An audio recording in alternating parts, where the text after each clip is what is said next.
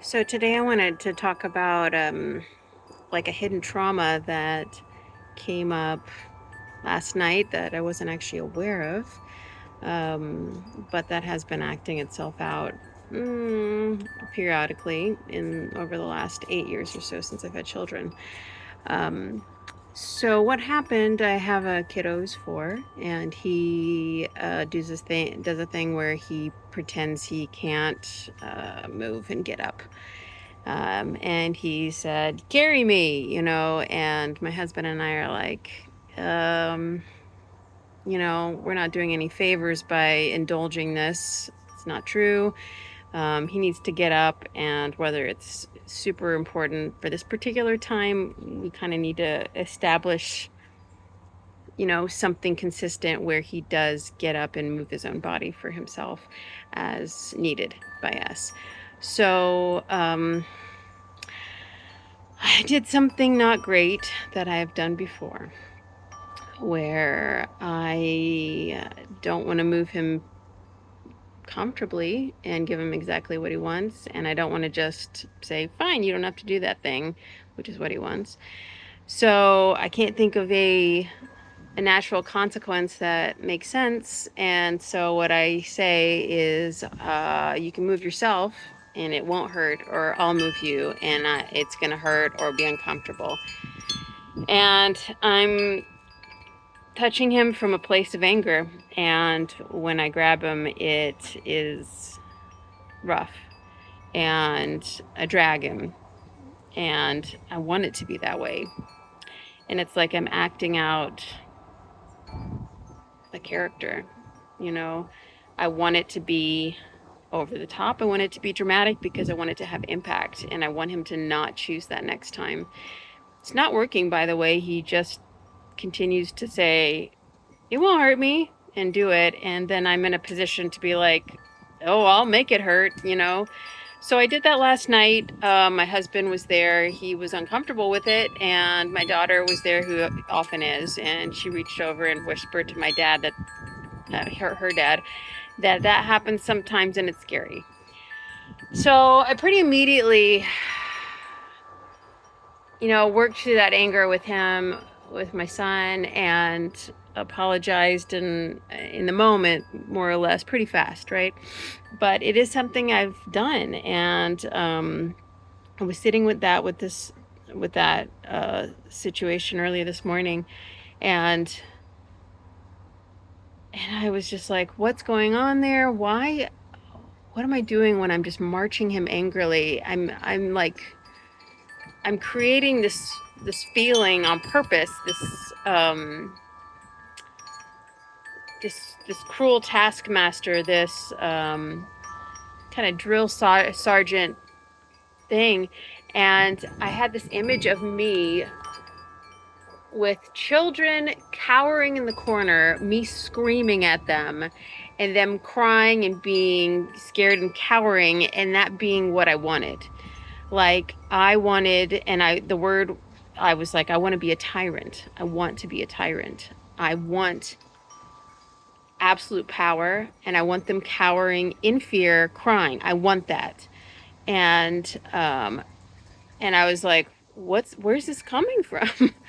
Like, why do I want to be a tyrant? I certainly don't believe in that, and yet I wish to be it. Um and I was like, uh yeah, it's weird. It's like, I'm not satisfied unless I can see it has inspired fear. And and I was like, okay, so I've got some issue with power here, where I need it to be absolute and unchallenged. And then I just kind of flashed back to being a babysitter for my brothers. And I started babysitting when I was 9, and I had 3 younger brothers who at that point would have been 7, 6, and 5. So we're close in age. There are 3 boys, and these boys eventually got stronger and taller than I was. But even when they weren't, they're still powerful kids, and they're also very smart. and knew how to resist and kind of, psychologically manipulate or gang up on me and things like that. So I did. I do have a few memories of like trying to hold them down with my body and spitting in their face. I remember like shoving one into the garage and locking them, like I had to pick a door with a lock, because what it is was I did not know how to do that job at that age. I did not know how to get a child to follow a direction, to control them, to be in charge of them, to break up the fights between them, to make them do what I knew were the rules. I could not lead them. I had no authority over them. And I remembered something recently, I believe it was Bashar, said that people who are bullies or abusers or, dominant people, not just guys, but I do imagine a guy, but it's me this time, it's a girl. Anyway, when they act that way, it is because they believe that they are completely powerless and that the only way they can get their needs met is to use absolute force, brutality, domination, abuse of any kind, and oppression. And I was like, okay, so is that true for me in this situation where I wish to be a tyrant? And I was like, oh yeah. As a kid, as a 9-year-old kid, I felt absolutely powerless. I did not have skills, nor do I really now. I mean, I probably have better skills, but I did not have any skills to lead my fellow siblings, peers. I did not know how to inspire somebody to follow me or to be as a team, or, all I was like is like, do it. They won't. What else have I got? I'm gonna sit on them or shove them in a room. I don't know. Like I was just like, I really did not have skills in that way, and it was frustrating.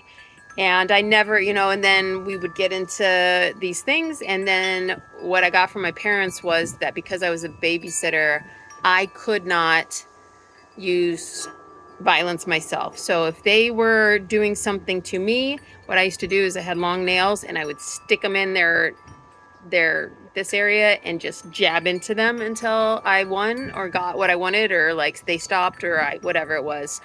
And so my mom would say that I would get in trouble twice as much because I'm the babysitter. So basically the message was I needed to not use physical violence to control them, which sounds good. But I did not have any other tools. And it was frustrating. And I think I internalized this real desire for absolute power, to be listened to have authority, and to have respect. And because I was probably coming from a very immature mind, that's as far as it went. I didn't want love and teamwork. I just wanted it to be easy, and for me to be able to do the job I was entrusted with. So, I guess that got tucked away. And then here I was again as an adult with little children, also not obeying. And here I was again going into the same pattern of wanting to, like, really, like, what's the word? Kind of crush him. Like dominate them, and that's what I was trying to say. And just this kind of thing was coming up in me of like, how dare you? I can crush you, and I can now. I couldn't then, when those wounds were formed and then really tucked away in dormancy, because eventually that just went away, and then never had that situation again. Here I am again in that situation, and I am too powerful to act that way. And now it's super scary to little children. And so yeah, and I, so my husband was bothered by this display, and I apologized and explained to him where I realized it might be coming from. And he was like, "Can we have a family meeting to kind of like just talk about this and how it's not okay?" And I was like, "Yeah, yeah, yeah," and we did. And I was like, "I'm hoping though, making this was a subconscious thing, conscious is enough to just disperse it and not deal with it again," which I kind of think is going to happen. I probably just won't, I won't go there again with that. So I wanted to share that in case anybody else is having trouble with what I would deem rage, rage and the need to be a tyrant, and to see my specific situation of where that was coming from. And that's it, I guess. So yeah, thanks for listening.